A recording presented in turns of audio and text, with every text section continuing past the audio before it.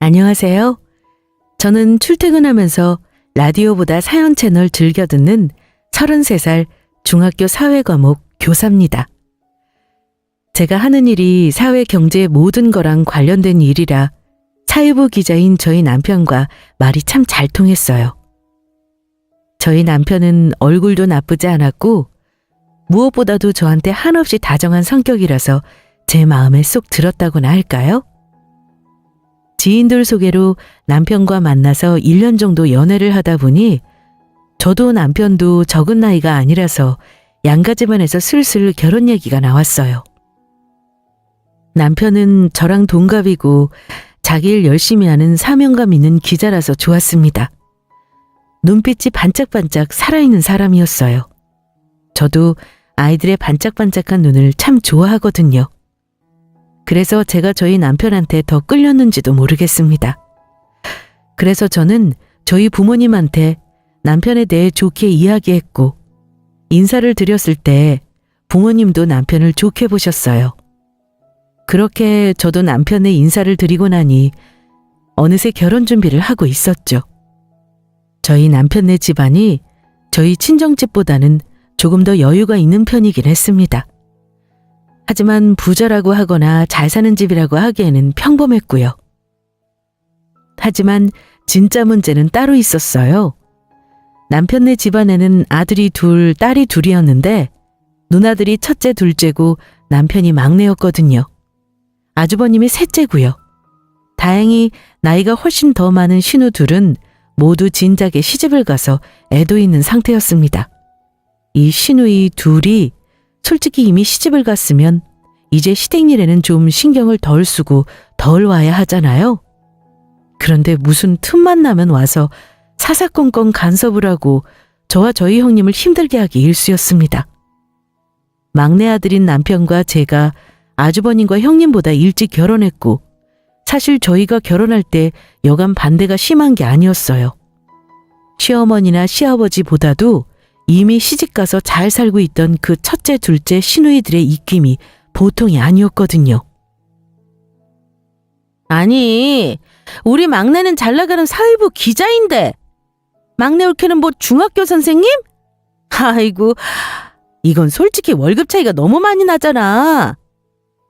내가 결혼해보니까 그 경제력, 그래, 그 경제력이 무시 못하겠더라고. 요즘 누가 학교 선생님 대우해줘? 그 돈 잘 버는 유튜버나 인플루언서랑 만나면 우리 막내가 덜 고생하고 편하게 살 텐데. 우리 막내가 이대로 결혼하면 예비 막내 올케 때문에 허리 휘겠다 휘겠어. 그러게 말이야 언니. 내 말이 바로 그 말이잖아.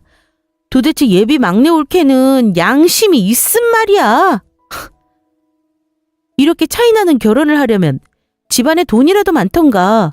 솔직히 뭐 눈에 띄게 예쁘기를 해? 아파트가 있어. 집안에 돈이 많아?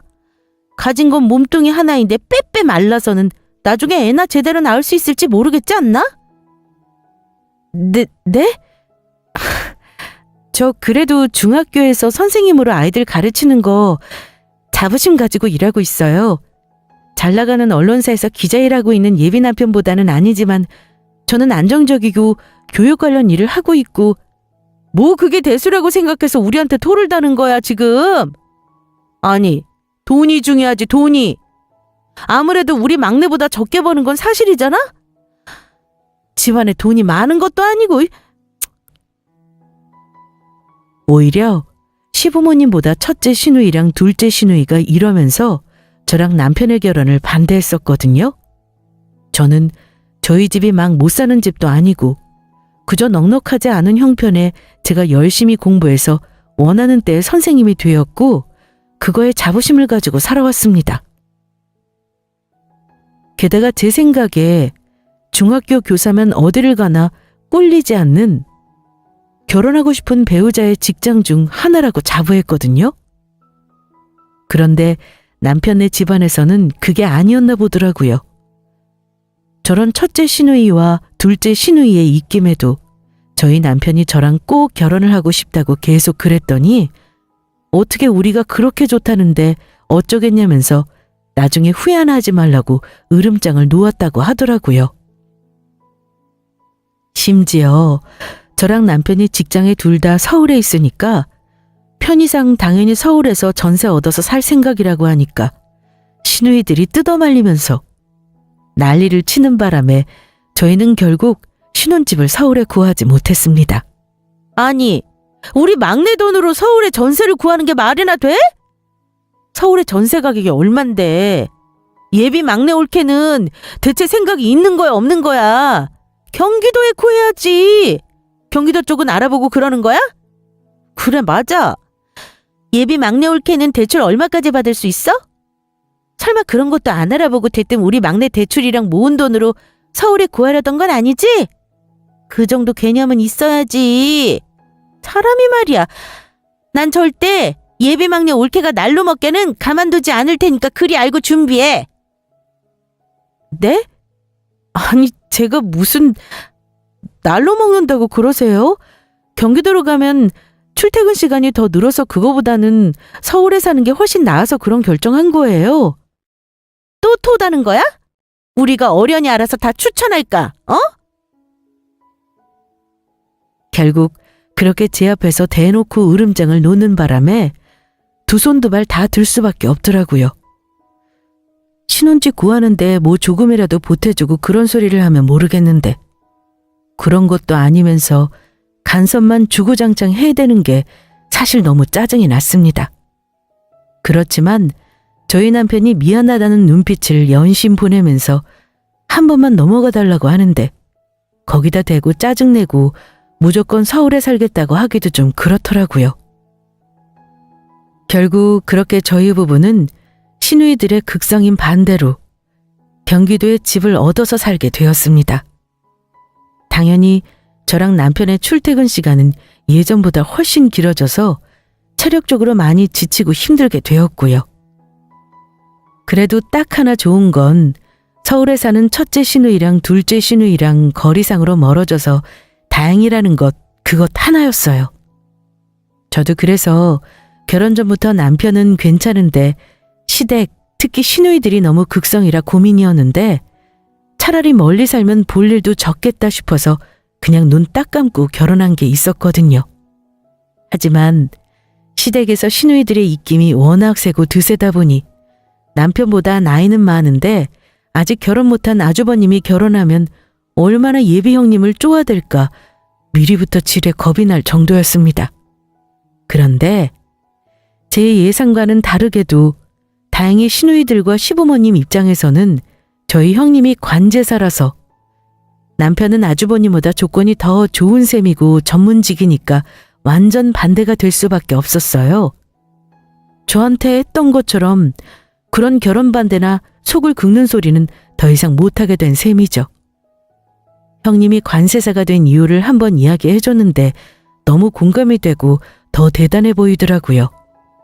저는 평소에도 형님을 친언니처럼 따르고 좋아할 수밖에 없었습니다. 저희 형님은 대학을 졸업하고 원래는 다른 평범한 직장에 들어가서 다녔다가 이상하게 자꾸 자신만 이상한 상사가 걸려서 너무 힘들었다고 했어요. 매일 하루가 멀다 하고 야근에 야근을 반복하고 그런데 받는 건 겨우 쥐꼬리만한 월급. 그런 생활이 너무 싫어서 길게 고민하지 않고 바로 그만둘 생각을 했다고 하더라고요. 물론 형님이 퇴사를 결심하고 바로 그만둔 게 아니라 회사를 다니면서 모은 돈으로 고시원에 들어갔다고 들었습니다. 저는 그런 결단력 있는 형님이 참 멋있다고 생각했고요. 그렇게 형님이 고시원에서 열심히 공부해서 관제사 합격하고 슬슬 자리를 잡다 보니까 나이가 벌써 30대 중반이 되어 있더라고요. 저희 아주버님은 대기업에서 해외 영업 직무로 일하고 있었고 해외 출장이 잦아서인지 자유로운 성격 때문인지 결혼이 늦었고요. 그렇게 형님과 아주버님이 지인 소개로 만나게 되었고 만난 지는 한 4개월 만에 결혼 이야기가 양가에 오고 갔습니다. 아무래도 나이가 저희 부부보다 많다 보니까 그렇게 된 것 같더라고요.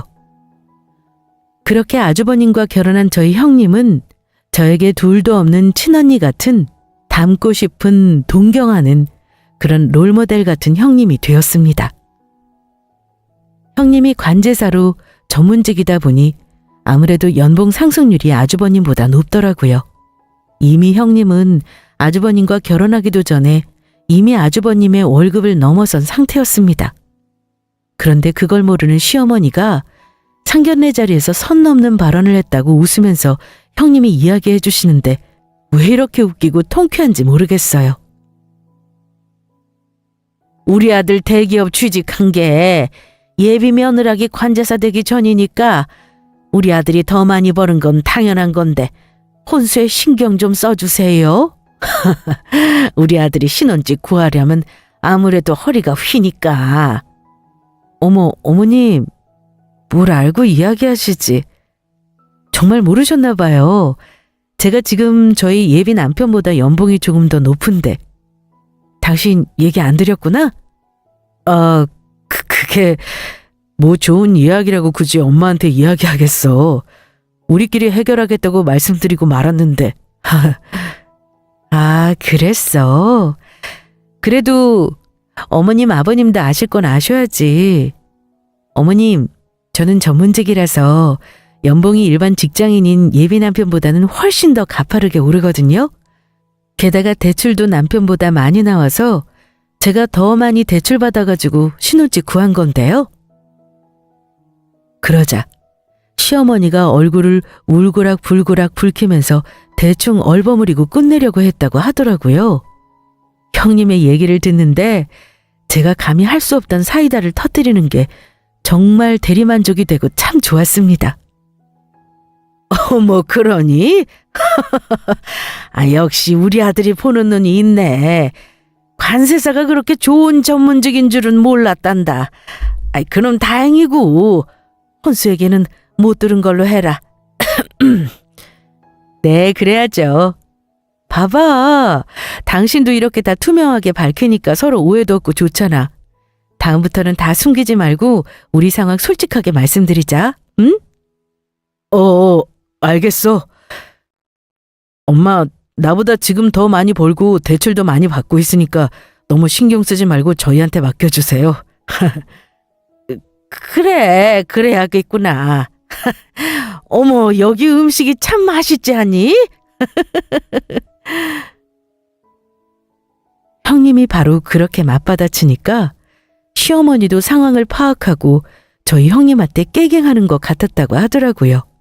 그래서 형님은 별 문제 없이 결혼을 준비하고 결혼식까지 올리게 되었어요. 첫째 시누이랑 둘째 시누이도 형님 본인한테 별말이 없길래 어차피 시누이가 2명이 있든 3명이 있든 지금은 이미 다 결혼해서 애도 있고 하니까 결혼하고 나서도 본인에게 큰 문제가 안 될 거라고 생각했다고 했습니다.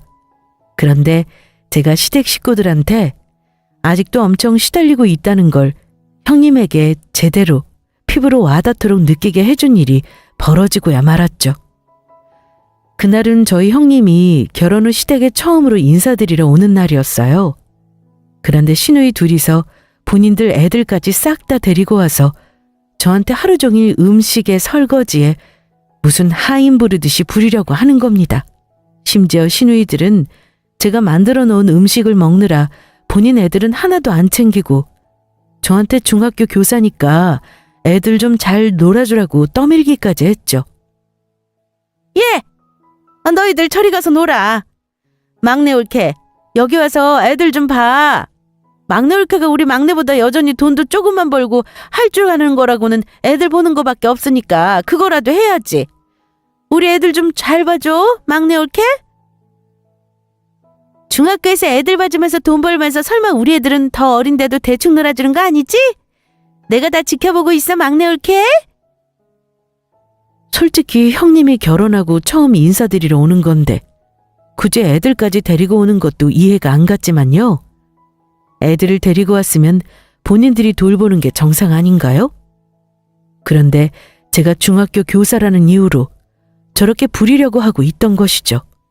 게다가 첫째 시누이가 한마디 더 하는데 정말 참기가 힘들더라고요. 허구한 날 애들이랑 놀고 떠들고만 있으니까 아직도 애가 없는 거지. 저 빼빼 마른 몸으로 애나 낳을 수 있겠어? 아유, 정말 속상해서 내가. 첫째 시누이가 이러면서 제가 무슨 애를 못 낳는 죄인인 것처럼 취급하기 시작했습니다. 그러니까 일을 놓칠세라 둘째 시누이가 나서서 거들기 바빴죠. 맞아, 그러니까 말이야. 우리 막내가 결혼한 지가 벌써 2년이 꼬박 지났는데 이 정도면 솔직히 막내 올케가 노력을 안 하는 거 아니야? 맞지? 입이 있으면 대답 좀 해봐, 어?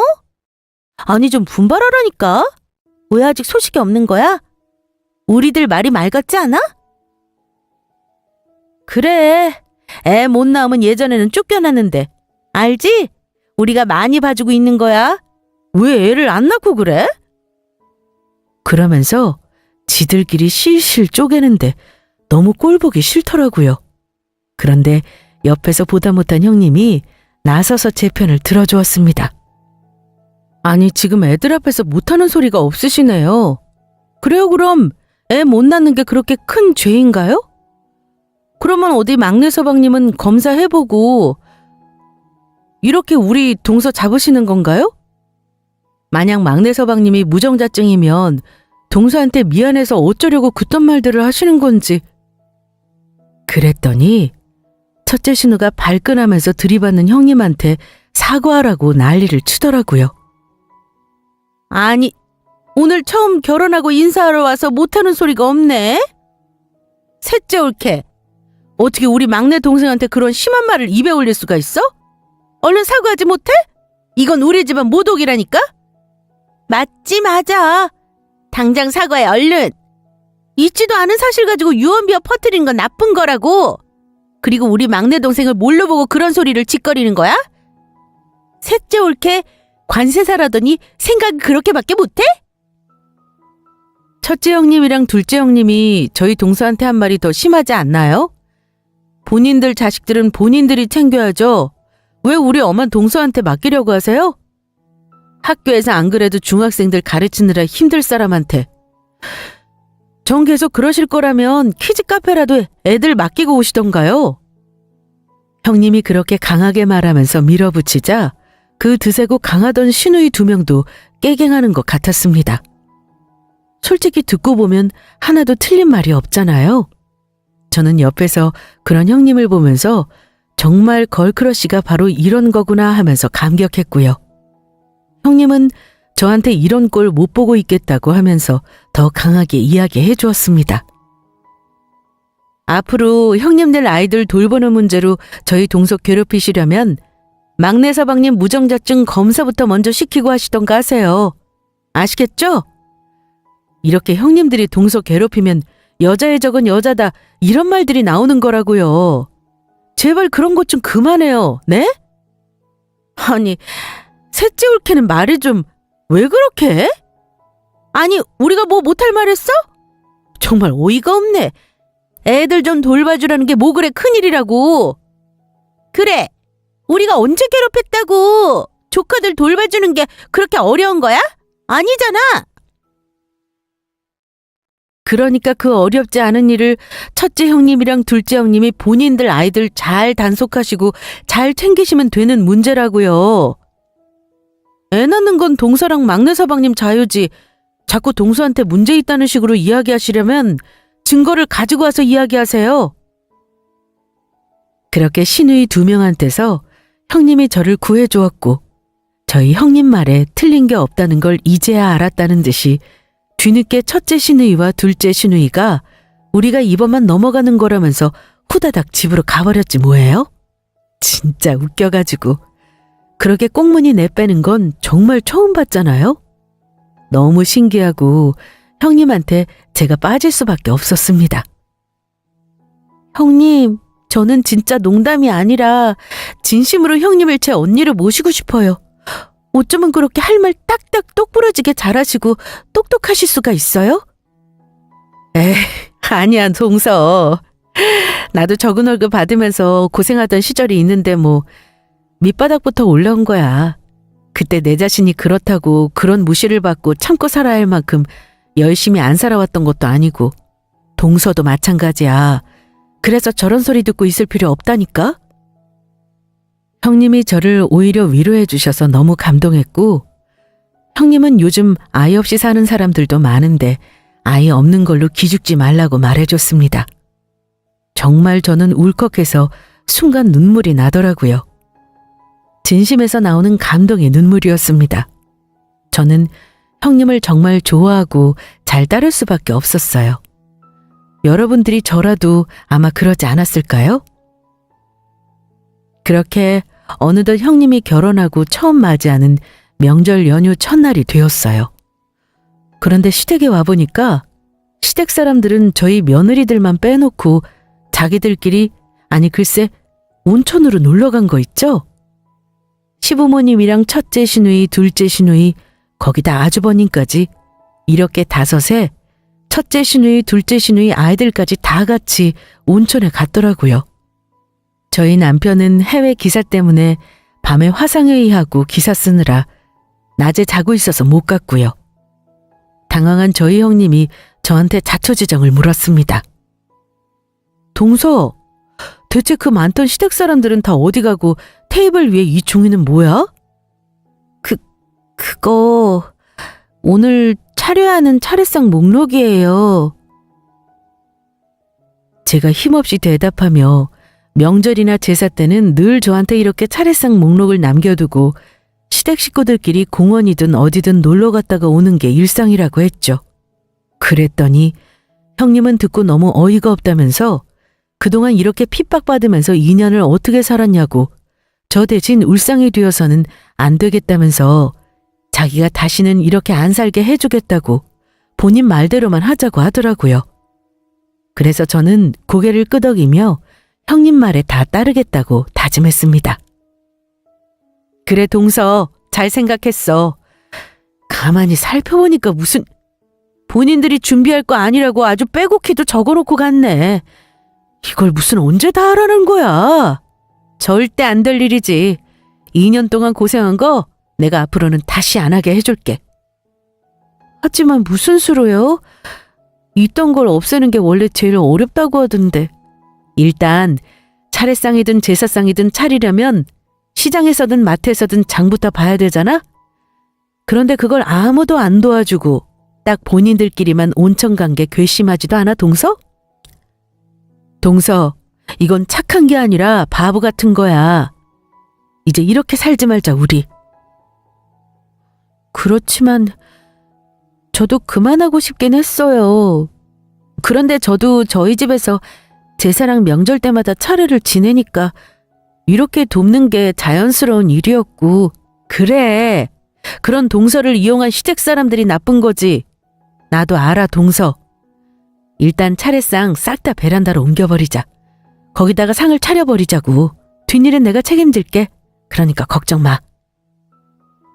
단호한 형님의 말에 제가 눈이 휘둥그레져서 되물었어요.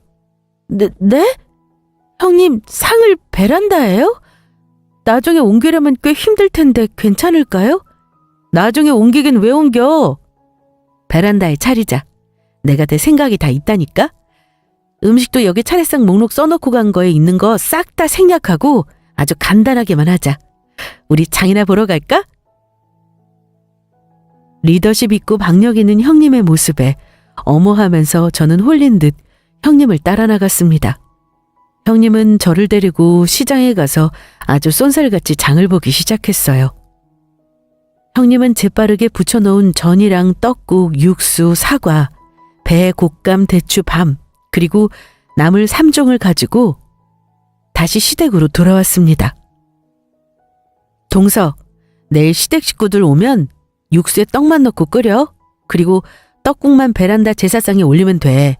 과일 같은 건 서방님이랑 우리 남편한테 올리라고 하자. 어차피 첫째 형님, 둘째 형님은 시켜도 말 안 들을 테니까. 네, 형님.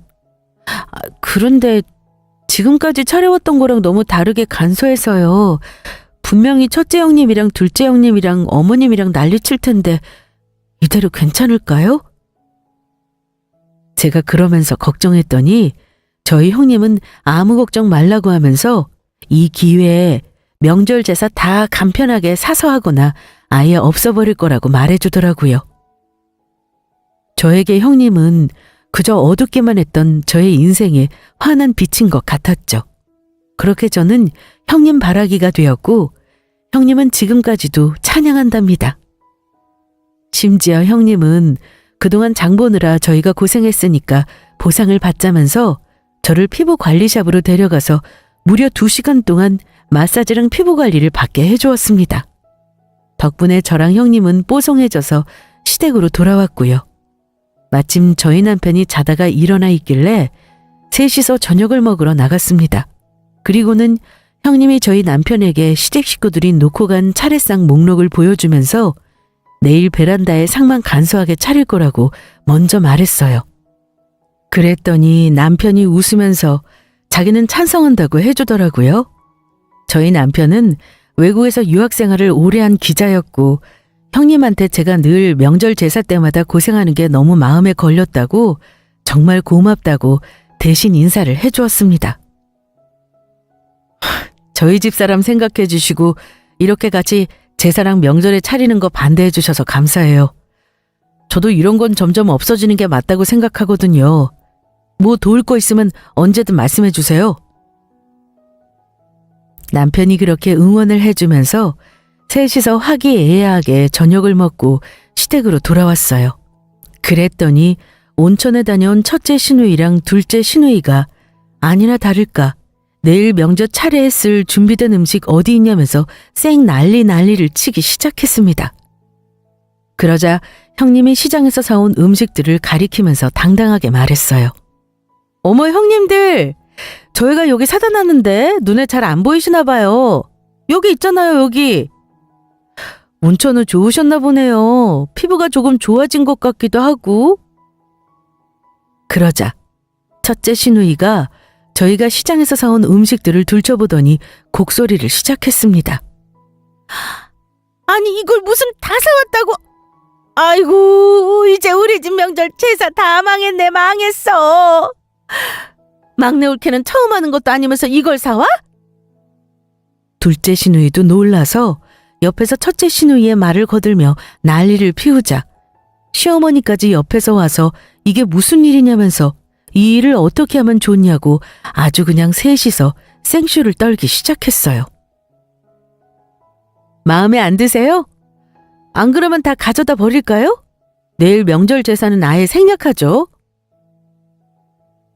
형님이 이렇게 맞받아치자 시어머니가 절대 제사 안 지내는 건 안 된다면서 지금이라도 나가서 장 봐올 테니까 놓고 간 차례상 목록에서 빠진 음식들 다 만들 준비하라고 으름장을 놓더라고요. 이렇게 보니 시어머니가 먼저 나서지만 않았지 시누이들이랑 완전 한통속이었더라고요. 하긴 그 엄마의 그 딸이겠죠. 시누이들도 옆에서 우리가 장은 제대로 봐야겠네 하면서 거들었고요. 아, 그러세요. 그러면 저랑 동서는 오늘 장 보느라 피곤하고 힘드니까 온천에서 푹 쉬다 온 첫째 형님이랑 둘째 형님이 음식 다 만들고 준비하실 거면 얼른 가서 사오세요. 안 말릴게요. 대신 직접 안 만드실 거면 저희도 안 할 거니까 괜히 음식 사와서 낭비하지 마시고요. 형님이 강하게 또 나오자 시어머니와 시누이들이 한마디도 못하고 애꿎은 저만 째려보고 있길래 저희 형님이 저를 데리고 즉시 나와버렸습니다. 저희는 오늘 일정 다 끝났다고 하면서 안녕히 주무세요 하고 말이죠. 아니 형님은 어쩜 그렇게 멋지게 말하시는 거예요? 저 정말 부러워요. 오늘 정말 너무 고맙습니다. 아니야, 난 할 일을 했을 뿐이지. 내 남편도 보면 저 형님들이랑 어머님이랑 한통속 같아. 어휴, 그래도 서방님이 동서 많이 아끼는 것 같아서 다행이야. 그럼 먼저 들어가. 그렇게 저랑 형님이랑 남편은 인사를 나누고 집으로 돌아갔습니다. 다음 날 아침이 되고 명절 제사를 지내러 아침에 모두 온 가족이 다시 시댁으로 모였어요. 그러자 시어머니와 시누이들은 너희는 새벽부터 와서 차례상을 차려야지 왜 이제야 오냐면서 얼른 상을 차리라고 재촉하더라고요. 그래서 저는 어제 형님이 말해준 대로 떡국만 끓이고 형님은 저희 남편과 아주버님과 함께 베란다에 둔 제사상에 과일과 시장에서 사온 전들을 올리기 시작했습니다. 떡국까지 베란다 차례상에 올린 후 시댁 사람들을 드디어 불러 모았어요. 차례 지내시라고 했더니 베란다에 차린 제사상을 보고 시댁 사람들이 기겁을 하길래 형님이 웃으며 말해주었죠. 아니, 상 차려놨더니 뭐하고 계세요? 차례 지내셔야죠. 그러자 첫째 시누이와 둘째 시누이가 베란다 여기다 차리면 어떻게 하냐면서 난리를 쳤고, 형님은 한 번 더 웃으면서 조상님들 일찍 오셔서 일찍 드시도록 베란다에다가 차려드렸죠 하면서 뒤집어 버렸습니다. 그 모습에 시어머니와 시누이들은 놀라서 아무 말도 못하고 아주버님과 저희 남편은 차례를 지내기 시작했습니다. 아주버님도 형님을 못 이기니까 형님이 시키는 대로 한 거였고요. 이번 일을 계기로 시댁에서는 명절 제사를 정말 간소화하게 되었고 형님과 저는 함께 해방될 수 있었습니다. 형님은 이렇게 제사 지옥에서 구해준 것뿐 아니라 저희 남편도 구해준 정말 천사 같은 분이세요. 저희 남편이 기자 생활하면서 큰 기업의 과오와 비리를 파헤치려고 심층기획 취재를 하려고 하는데 내부 압박을 받기 시작했습니다. 남편은 이런 일들을 그냥 두면 기자가 아니라면서 기사를 쓰고 잘못된 것을 바로잡기 위해 진실을 세상에 알리고 싶어 했지만 남편이 속한 언론사에서 그걸 원치 않았어요. 심지어 기자 생활을 앞으로 못하게 하겠다는 협박까지 받고 우울해하는 남편 때문에 저의 걱정도 이만저만이 아니었고요. 그런데 저희 형님이 남편에게 다른 언론사를 소개해주면서 완전히 제대로 일이 풀리게 되었습니다. 다른 언론사 대표가 형님의 오랜 지인이었거든요. 결국 저희 남편은 그 언론사로 바로 이직해서 심층 취재까지 성공해서 제대로 터뜨릴 수 있었고요. 남편은 그 공로를 인정받아서 옮긴 언론사에서 바로 초고속 승진까지 했습니다. 정말 사회부에서 알아주는 기자가 된 셈이죠. 남편이 전에 다니던 언론사에서 자꾸 반대하고 억압하니까 자꾸 남편이 우울해하고 의욕도 잃고 진짜 기자 생활 관둬야 하나 했었는데 정말 말 그대로 저희 형님이 제 남편 기자 인생을 살려준 셈이었습니다. 그런데요, 저희 형님이 너무 잘 나가고 똑똑해서 하늘이 질투를 한 건지 갑작스런 쇼크로 형님이 쓰러졌다는 날벼락 같은 소식을 듣게 되었어요. 그래서 불이 나게 병실로 달려갔죠. 그런데 뇌에 심한 손상이 와서 임종을 앞두게 된 거예요. 형님, 아니 진짜 세상에 하늘도 무심하시지. 우리 형님한테 이러는 거 너무 가혹하잖아요. 쇼크로 뇌에 심한 손상이 왔다고요? 하느님, 제발 우리 형님을 살려주세요. 동서, 날 이렇게 끔찍하게 생각해주는 건 어쩌면 동서뿐일지도 몰라. 내가 이렇게 급하게 동서를 부른 건 말이야. 아니에요. 형님을 부르면 언제든 달려와야죠. 제가 형님한테 받은 게 얼마고 보고 배운 게 얼마인데요. 무슨 일이든 다 말씀만 하세요. 제가 다 들어드릴게요. 다 도와드릴 테니까 제발 죽지 마세요. 이대로 가면 너무 형님 인생이. 나 괜찮아, 동서. 동서가 내 소원 하나만 들어준다면 말이야. 동서, 나 죽거든. 동서가 나 대신 복수 좀 해줘라. 응? 네? 복수요? 형님한테 무슨 복수를 할 적이 있어요? 네네, 누군지 말씀만 하세요. 혹시 이렇게 쇼크 온 것도 다 그 복수할 사람 때문이에요? 그런 거예요, 네? 여기 이 사진 잘 보고 꼭 복수해줘. 그럼 난 이만 눈 좀 붙일게. 이 사진은 뭐예요? 세상에, 말도 안 돼.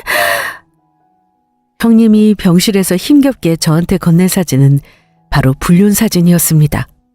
그리고 그 사진 속 주인공은 바로 아주버님이었고요. 저희 형님이 복수하고 싶은 대상은 아주버님과 상간녀라는 걸 대번에 알겠더라고요.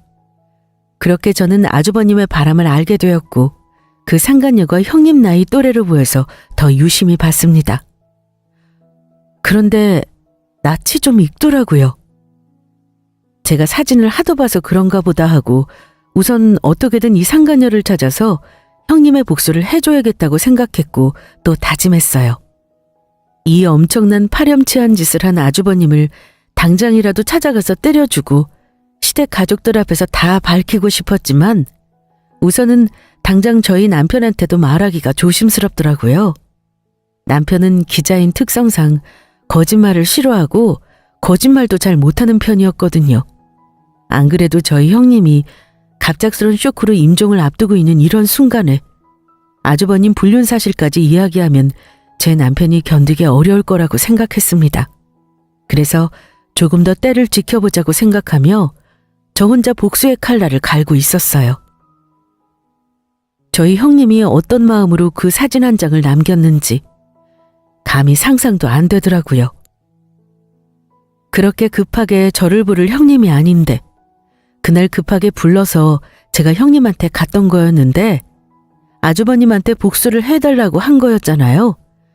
저는 형님이 제발 털고 일어나기만을 간절히 빌고 또 빌었습니다. 하지만 하늘은 저와 형님에게 더 많은 시간을 허락하지 않았고 형님은 결국 돌아가시고 말았어요. 그렇게 형님의 장례식에서 형님이 건넸던 사진의 주인공을 만나게 되었습니다.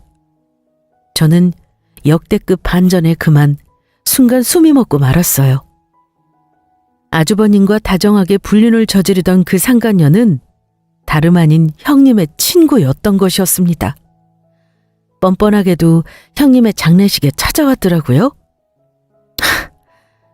진짜 저는 숨죽여 지켜보고 있는데 정말 너무 깜짝 놀랄 수밖에 없었습니다.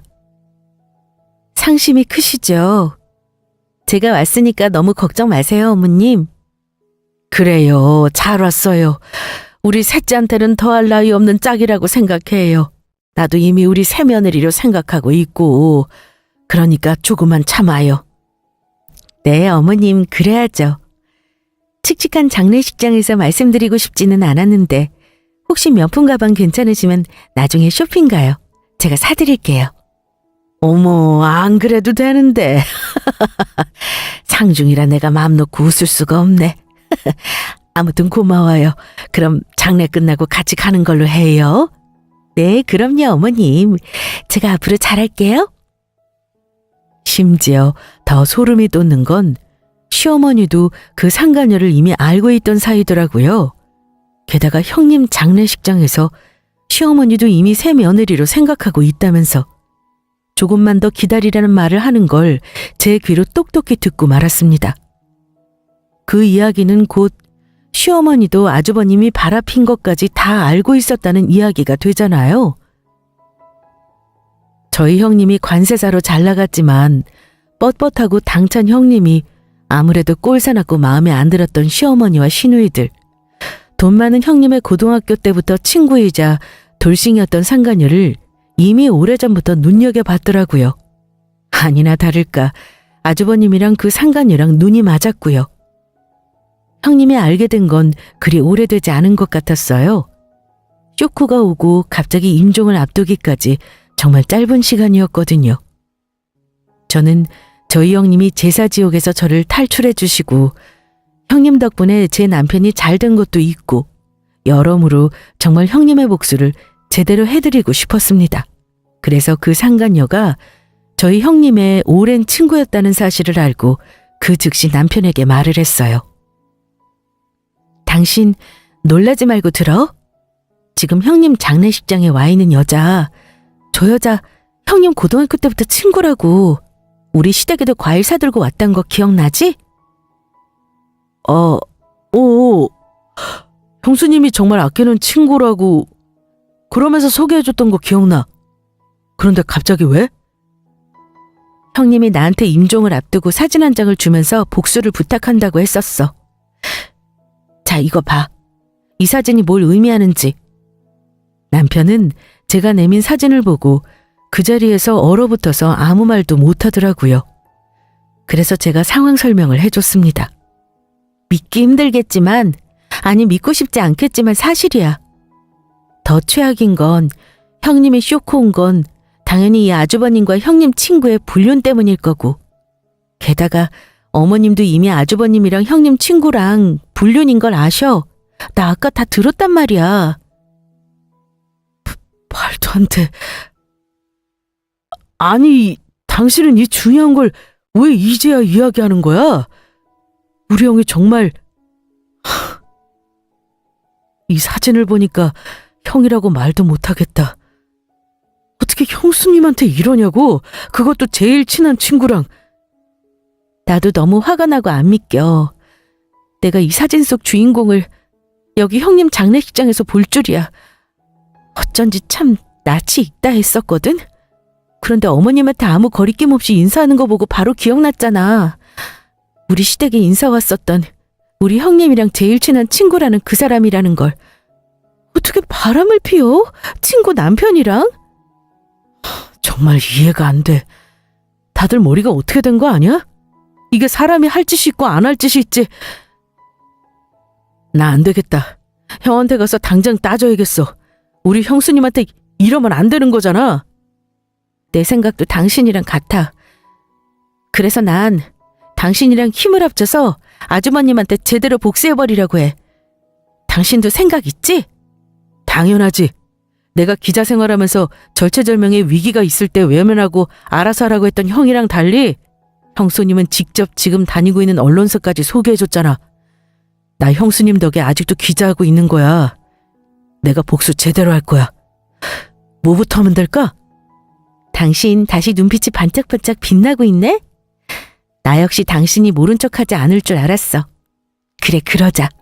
난 우선 아주버님 회사에 소문 낼까 해. 그리고 저 상간녀 회사에도 마찬가지로 소문을 낼 거고.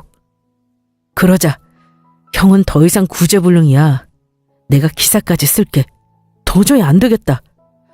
아니 근데 저 상간녀는 대체 정체가 뭐야? 왜 형수님이랑 제일 친한 친구라면서 친구 남편을 뺏은 건데? 돌싱이라고 했던 것 같은데 남편이랑 이혼하고 위자료를 많이 받았나 봐. 원래도 좀 사는 집안이었고 무역회사 다닌다고 했던 것 같아.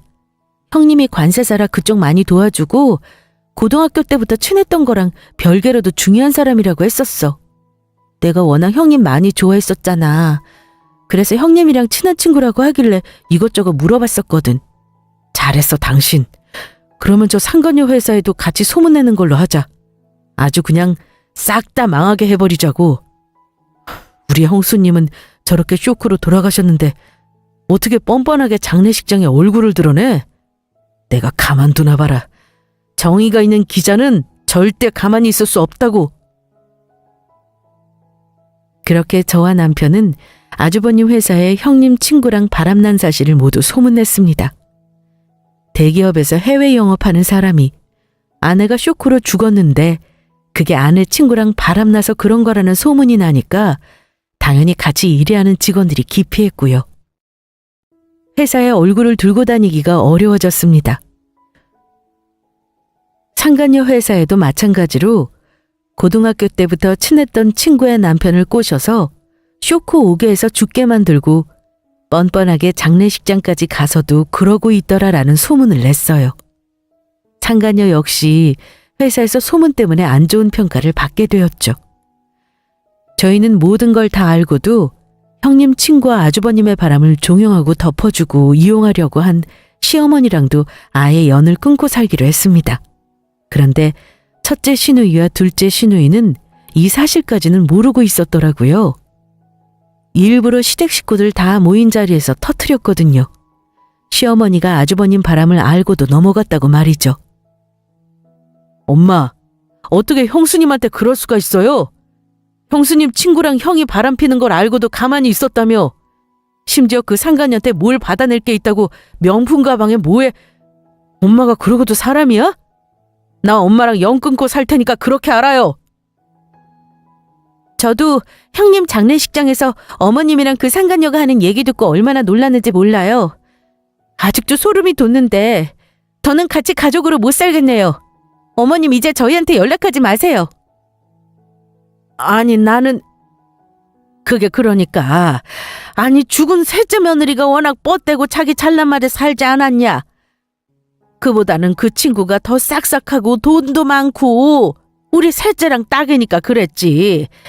막내 며느리 너는 그 엿들은 걸 어떻게 이렇게 말하면 어떡하냐, 응? 엄마, 지금 엄마는 뭘 잘했다고 큰 소리야? 엄마가 정말 셋째 바람난 거 알고도 모른 척했어? 명품 가방 얘기는 또 뭔데? 엄마가 이런 사람이면 우리도 애들 교육에도 안 좋지. 맞아. 엄마 진짜 너무한다. 진짜 끔찍해. 엄마 딸이라는 게 창피할 정도라고. 아무리 돈이 좋아도 그렇지 어떻게 바람피는 걸 눈 감아줘? 뭐 우리도 죽은 셋째 올케가 좋았거나 잘했다는 게 아니잖아. 그래도 그렇다고 해서 엄마가 그러면 안 되는 거지. 정말 실망이다. 너네들은 엄마 편을 들어도 모자른 이 상황에서 지금 대체 뭘 하는 거냐? 어? 그럼 돈 많고 싹싹한 새며느리가 생기게 생겼는데 그걸 모른 척 하라는 거야? 어? 그랬더니 시누이들이 오히려 형님의 편을 들면서 시어머니한테 끔찍하다고 당분간 연락하지 말자고 돌아섰습니다. 이럴 때 이렇게 도움이 되나요? 참, 아무튼 그렇게 저는 저희 형님의 한을 풀어줄 수 있었어요. 정말 다행이라고 생각합니다. 시아버지도 뒤늦게 시어머니의 추악한 만행과 아주버님의 불륜 사실을 알고는 혼자 시골에 내려가서 사신다고 하더라고요. 아주버님은 일자리를 잃고 시어머니는 가족들한테 버림받고 하늘에 계신 형님이 만족했으면 저도 만족입니다. 지금까지 제 이야기를 들어주셔서 감사합니다. 여러분께는 억울한 일, 복수할 일 없이 행복한 일들만 가득하시길 바랄게요. 감사합니다.